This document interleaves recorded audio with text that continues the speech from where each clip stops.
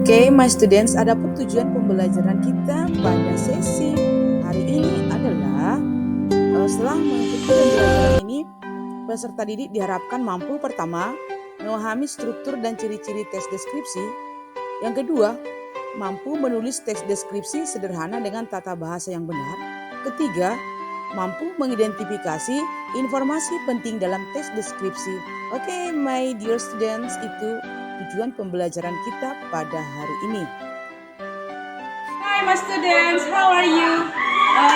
Kita sekarang akan belajar teks deskripsi, di mana teks deskripsi ini merupakan teks yang mendeskripsikan tiga hal.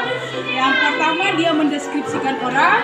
Kedua, mendeskripsikan benda, baik dia benda hidup atau benda mati. Yang ketiga, bisa mendeskripsikan tempat. In English, we can say descriptive text is used to describe people, things, or place. Materi kita sesi ini tentang descriptive text. Descriptive text is used to describe people, things, or place. Teks deskripsi digunakan untuk mendeskripsikan orang, benda, ataupun tempat. Adapun ciri-ciri descriptive text yaitu 1. Menggunakan simple present. 2. Menggunakan lebih banyak adjektif atau kata sifat. 3. Menggunakan kalimat verbal. Dalam kalimat tersebut ada kata kerja seperti she likes cooking, they cook the cake. 4. Menggunakan kalimat nominal. Dalam kalimat tersebut tidak ada kata kerja. Yang ada misalnya kata sifat atau adjektif dan kata keterangan atau adverb. Maka perlu ada penambahan to be, is, am, atau are. Terakhir, menggunakan kalimat yang rinci untuk menggambarkan suatu objek. Nah, apa saja yang bisa dideskripsikan? Check it out. Nah, seperti yang telah saya sampaikan tadi, bahwa yang dideskripsikan pada teks deskripsi ada 3. Yang pertama orang, benda, ataupun tempat. Jadi orang yang dideskripsikan itu bisa adalah orang-orang public figure, artis, atau orang-orang di sekitar kita. Kemudian benda-benda yang ada di sekitar kita, contoh bunga, binatang, ataupun benda-benda mati. Ketiga, tempat. Tempat yang bisa dideskripsikan itu bisa misalnya tempat-tempat wisata, rumah, tempat ibadah, ataupun tempat-tempat yang bisa dikunjungi. Dalam menulis kalimat descriptive text dalam bahasa Inggris menggunakan tensi simple present, maka kita harus perhatikan jenis kalimatnya, apakah kalimat nominal atau kalimat verbal. Nah, ini ada ketentuan dalam menulis kalimat nominal berdasarkan subjek dan to be-nya. Jika subjeknya I, maka to be-nya am. Jika subjeknya he, she, it, maka to be-nya is. Dan jika subjeknya we, you, they, maka to be-nya are. Sekarang perhatikan contoh-contohnya di slide berikutnya.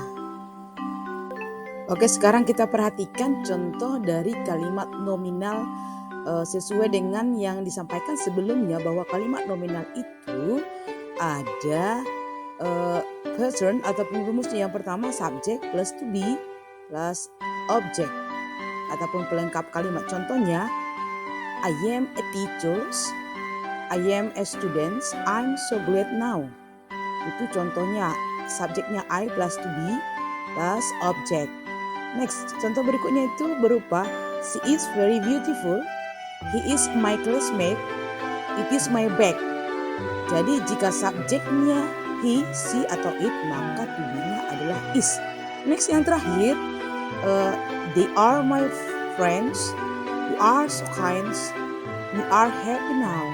Itu adalah contoh di mana subjek they, you, we, to be-nya adalah to be, are. Inilah contoh kalimat-kalimat yang dipakai dalam teks deskripsi, di mana tensinya harus simple present, baik dia kalimat verbal atau nominal. Sekarang perhatikan cara penulisan kalimat verbal untuk teks deskripsi. Di sini ada rumus. Yang pertama, kalimat positif, subjek plus verb 1 plus is or s plus object or adverb. Negatif, subject plus do or does plus verb 1 plus object or adverb. Interrogatif, do or does plus subject plus verb 1 plus object or adverb. seperti yang kita ketahui, subjek itu ada 7, I, you, they, we, he, she, it. Dan penggunaan subjek harus disesuaikan dengan kata kerja bantunya. Jika subjeknya I, they, we, you, maka kata kerja bantunya adalah do. Jika subjeknya she, he, it, maka kata kerja bantunya adalah does. Maka fungsi do dan does di sini adalah sebagai auxiliary verb atau kata kerja bantu.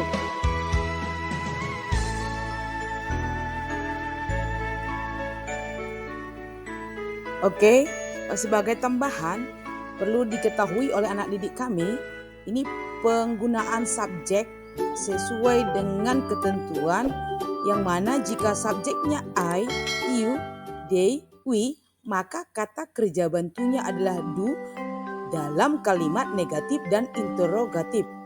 Kemudian jika subjeknya he, she, it, maka kata kerja bantunya adalah does dalam bentuk kalimat negatif dan interrogatif.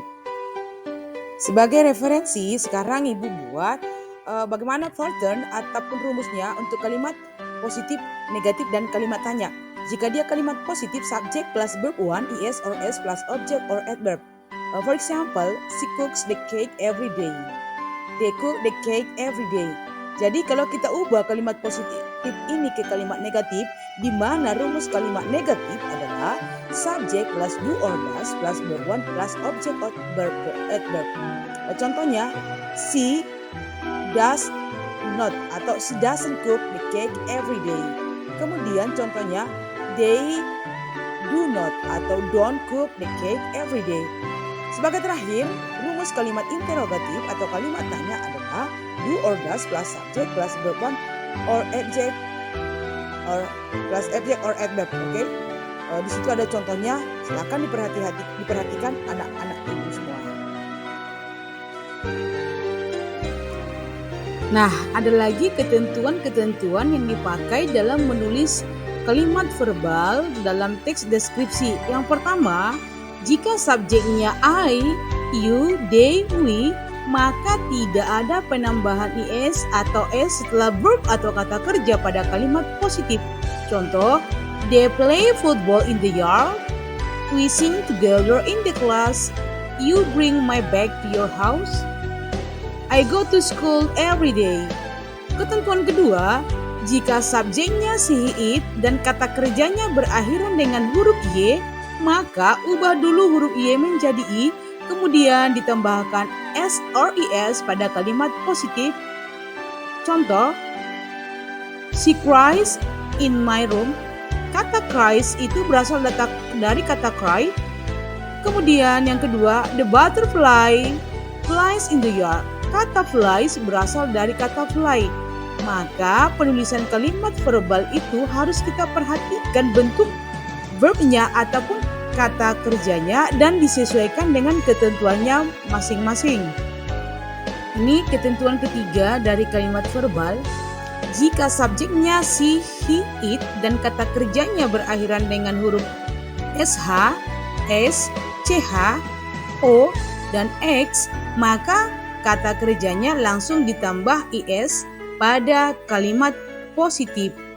Contoh, he kissed me, she pushed the door, she watched in the cinema, he fixed his planning, and the last, she goes to school by bus.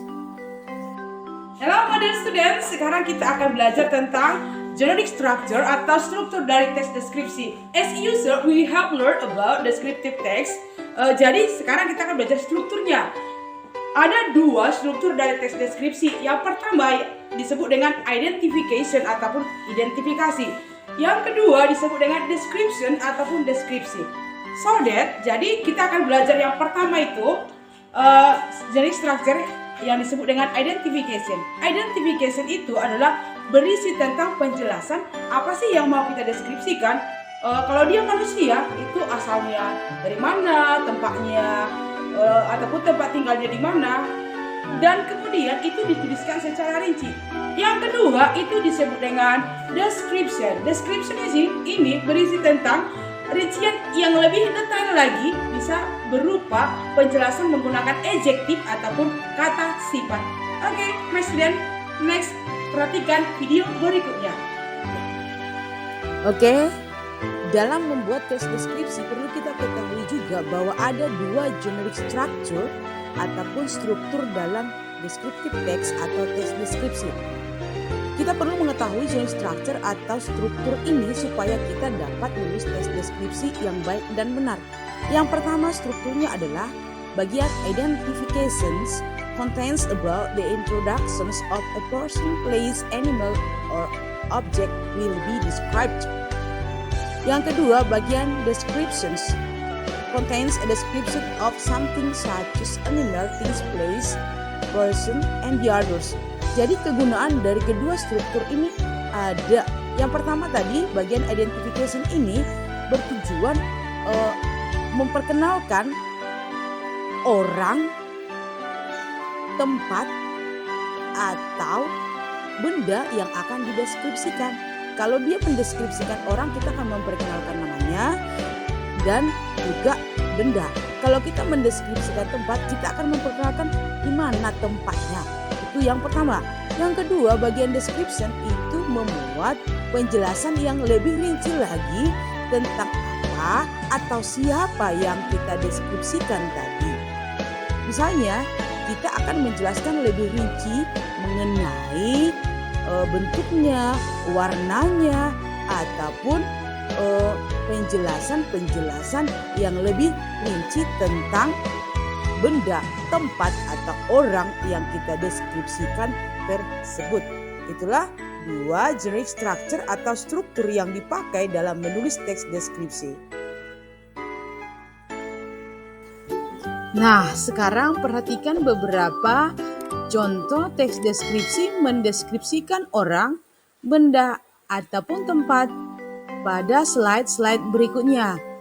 Dan perhatikan juga dalam contoh teks tersebut banyak menggunakan kalimat verbal dan kalimat nominal dan juga disertai dengan penggunaan adjektif atau kata sifat dan kata keterangan ataupun adverb.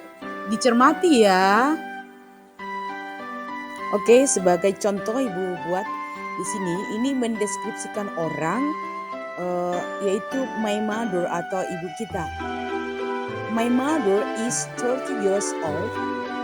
Her name is Lisa. She is a teacher. Her hair is black and short.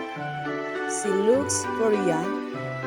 My mother cooks breakfast for the whole family. She cooks very well. I love my mother very much. Ini merupakan contoh teks deskripsi yang mana menggunakan simple present tense. Di situ kita perhatikan ada dia kalimat nominal, yaitu my mother is 30 years old. Her name is Lisa. She is a teacher. Her hair is black and short. Itu merupakan kalimat nominal di mana di situ tidak ada kata kerja, maka menggunakan to be, dan to be is itu disesuaikan dengan subjeknya she. Oke, my students. Kemudian di situ ada kalimat she looks very young. My mother cooks breakfast for the whole family. She cooks very well. I love my mother very much. Itu merupakan contoh kalimat verbal yang mana dalam kalimat verbal itu tidak ada dijumpai adjektif atau kata sifat, maka tidak perlu menggunakan to be. Ini kalimat positif, maka tidak ada penggunaan kata kerja bantu do atau does.